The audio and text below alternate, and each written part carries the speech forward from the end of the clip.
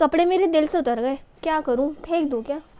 अरे यार पता नहीं इन पेनों को कौन ले आया, इनसे तो राइटिंग भी अच्छी नहीं आती, इनको तो फेंक दूंगा मैं। अरे सारी इतने अच्छे पेन है ना, क्यों फेंक रहे हो? किसी गरीब को दे दो, सदके का सवाब मिल जाएगा। बेकार पेन है, मुझे पसंद ही नहीं है। अब ये चीज़ सदका कैसे हो जाएगी जब मुझे पसंद ही नहीं है? नहीं, ऐसा हरगिज़ नहीं है कि जो माल तुम्हें पसंद है तुम वही सदका करोगे, बल्कि चाहे माल पसंद हो या माल पसंद ना हो, अगर तुम सदका करोगे तो उसका अल्लाह ताला तुम्हें ज़रूर कुछ ना कुछ ज़रूर सवाब देंगे। लेकिन पिछली वीडियो में आपने ये बताया था, जो माल हमारे दिल से उतर जाए, जो हमें महबूब ना हो, वो हम अल्लाह की राह में खर्च करेंगे तो वो सदका नहीं कहलाएगा। पिछली वीडियो में मैंने जो बताया था ना कि लन तनालुल बिर्रा हत्ता तुनफिकू मिम्मा तुहिब्बून, कि हरगिज़ तुम लोग नेकी तक नहीं पहुंच सकते यहाँ तक कि तुम वो माल खर्च करने लगो अल्लाह की राह में, अल्लाह के रास्ते में, जो तुम्हें खुद महबूब है, जो तुम्हें खुद पसंद है। तो इस आयत का ये मतलब नहीं कि अगर जो माल मुझे पसंद नहीं है अगर मैं वो खर्च करूँगा तो सदका नहीं कहलाएगा। इसका ये मतलब हरगिज़ नहीं। इसका मतलब मैं ये बताना चाह रहा था वो कि जो सदक़े का आला दर्जा है वो उसी वक्त हासिल होगा मुझे, वो सवाब यानी सदक़े का जो सबसे आला दर्जा अल्लाह के यहाँ, वो मुझे उस वक्त हासिल होगा कि जब मैं अपना पसंदीदा माल अल्लाह की राह में खर्च करूँ, सबसे ज़्यादा जो मुझे पसंद हो, तब मुझे अल्लाह सदक़े का वो आला दर्जा देंगे।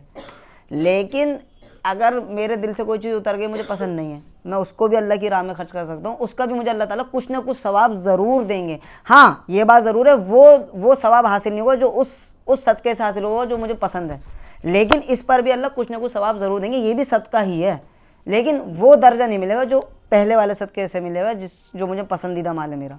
ठीक है, क्योंकि जब ये आयत नाजिल हुई थी तो इसमें सहाबा इकराम को, जैसी आयत नाजिल हुई तो सहाबा इकराम ने अपने बाग अल्लाह की राह में लगा दिए, क्योंकि वो महबूब तरीन माल था उनके नज़दीक। तो जिसके नज़दीक जो महबूब माल था उसने वो अल्लाह की राह में लगा दिया। तो इसलिए इस आयत का मिज़दाक यह है कि हम पसंदीदा माल खर्च करने वाले बने अल्लाह की राह में। लेकिन एक शख्स अगर जिसका मिजाज ये बन जाता है कि यार वो हर वक्त उसका मिजाज है कि जो भी चीज़ उसके काम नहीं आती वो सदका कर देता है, जो भी चीज़ उसे पसंद नहीं वो सदका कर देता है, यानी उसका मिजाज, उसकी आदत बन चुकी है, वो कभी भी अपनी जेब से या अपने घर से वो माल खर्च करना नहीं चाहता अल्लाह की राह में जो उसे पसंद है।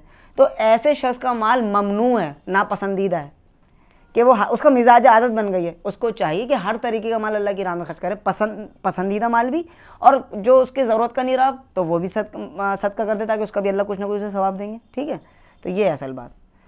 अल्लाह के नबी ने एक हदीस में फरमाया, बिल्कुल सही हदीस है, आपने फरमाया सलासुन उक़सिमु अलैहिन, 3 चीज़ें ऐसी जिनकी मैं कसम उठाता हूँ, मैं उनकी कसम खाता हूँ।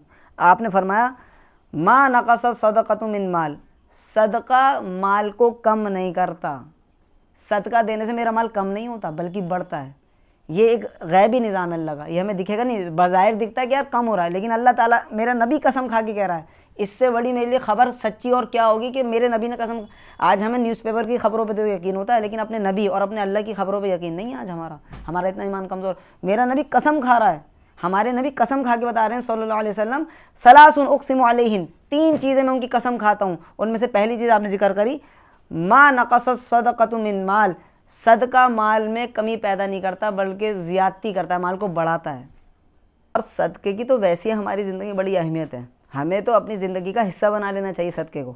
अल्लाह के नबी ने एक हदीस में फ़रमाया, सही हदीस है, आपने फ़रमाया कि अस्सदक़तु तरुद्दुल बला, सदका बलाओं को, परेशानियों को, मुसीबतों को टालता है। और एक हदीस में आपने फ़रमाया दावू मरज़ाकुम बिस्सदक़ा, अपने मरीज़ों का इलाज किया करो सदक़े के ज़रिए। ये हमें अल्लाह के नबी ने तालीम दी है। तो हमें चाहिए हम अपनी ज़िंदगी का ऐसे हिस्सा बनाएं, जब भी हम पे कोई बीमारी आए, मुसीबत आए, हम फ़ौरन सदका दें, ताकि वो बीमारी, वो मुसीबत अल्लाह हमारी टाल दे। ये एक ऐसी इन्वेस्टमेंट है जो हम अल्लाह के साथ करते हैं। जिस तरह हम इन्वेस्टमेंट दुनिया में अपना पैसा लगाते हैं कारोबार में, तो हम इन्वेस्ट क्यों करते हैं? ताकि मेरा माल बढ़े। इन्वेस्ट इंसान इसलिए करता है ताकि उसका माल बढ़े, उसमें दिनों रात चौगनी तरक्की हो। माल घटने के लिए इन्वेस्टमेंट कोई नहीं करता। बिल्कुल ठीक, सदका भी अल्लाह के साथ एक इन्वेस्टमेंट है। हमने अल्लाह के साथ एक मुआहदा कर लिया कि अल्लाह ताला मैं तेरी राह में खर्च कर रहा हूँ, तो मेरे माल को बढ़ा। तो कभी भी माल आपका कम नहीं होगा, बढ़ेगा सदक़े से। और हदीस में अल्लाह के नबी ने कसम खा के भी बता दी कि मा नक़स सदक़तुन मिन माल, सदका माल में कमी पैदा नहीं करता बल्कि बढ़ाता है माल को।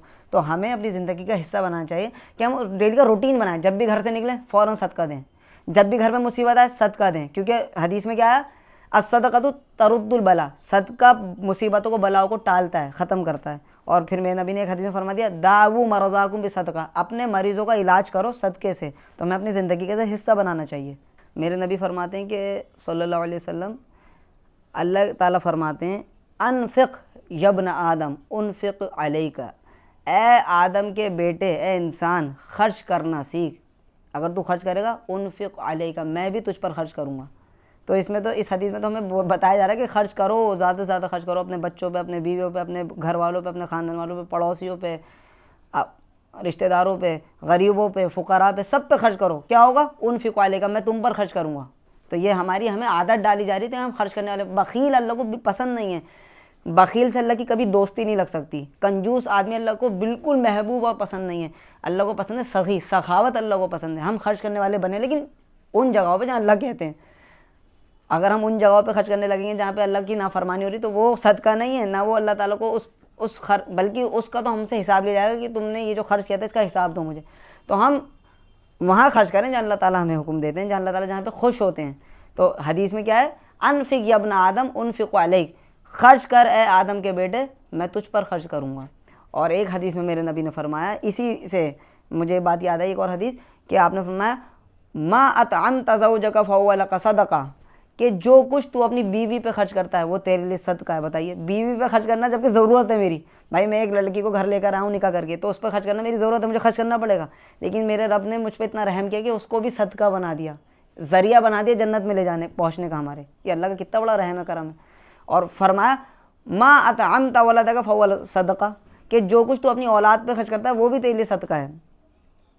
پھر تیسری جگہ پھر فرمایا ما اطعمت خادمک فہو لک صدقہ، جو کچھ تم اپنے خدام، اپنے خادموں پہ، اپنے نوکروں پہ، اپنے غلاموں پہ خرچ کرتے ہو وہ بھی تمہارے لیے صدقہ ہے۔ اور پھر فرمایا آخر میں، یہ تو حد ہی ہو گئی، مطلب آپ سوچیے اللہ کی رحمت کو، کہ یہی کہہ دیا آخر میں کہ ما اطعمت نفسک فہو لک صدقہ، کہ جو کچھ تو اپنے اوپر خرچ کرے گا وہ بھی تیرے لیے صدقہ ہے۔ ہے سبحان اللہ، مطلب اللہ تعالیٰ کی رحمت کو تو دیکھیے آپ، کہ جو کچھ میں اپنے اوپر خرچ کر رہا ہوں یہ بھی صدقہ ہے جبکہ میری ضرورت ہے، لیکن اللہ میرے رب کا رحم ہے کہ اللہ نے جو کچھ تم خرچ کرو سب میں تمہیں صدقے میں لکھ۔ تو خرچ کرنا یہ اللہ ہماری عادت بنوانا چاہ رہا ہے کہ ہم بخیل نہ بنیں، بلکہ اللہ کی راہ میں اپنے اوپر، اپنے بچوں پہ، اپنی بیویوں پہ، غریبوں پہ، فقراء پہ ہم خرچ کرنے والے بنیں۔ وہ لوگ اللہ کو پسند نہیں جو اپنی جیب میں ہاتھ ڈالے رکھتے ہیں اور انہیں روکے رکھتے ہیں۔ پیسوں کو جمع کرنا اللہ کو نہیں پسند۔ ہم خرچ کرنے والے بنیں، ہم کنجوس نہ بنیں۔ تو ان سب حدیثوں سے اور قرآن کی آیت سے ہمیں یہ خلاصہ ملا، اس سے ہمیں یہ سبق حاصل ہوا کہ اللہ تعالیٰ کی راہ میں ہمیں صدقہ کرنا چاہیے اور اسے زندگی کا حصہ بنانا چاہیے۔ انشاءاللہ ہم سب اس پر عمل کریں گے۔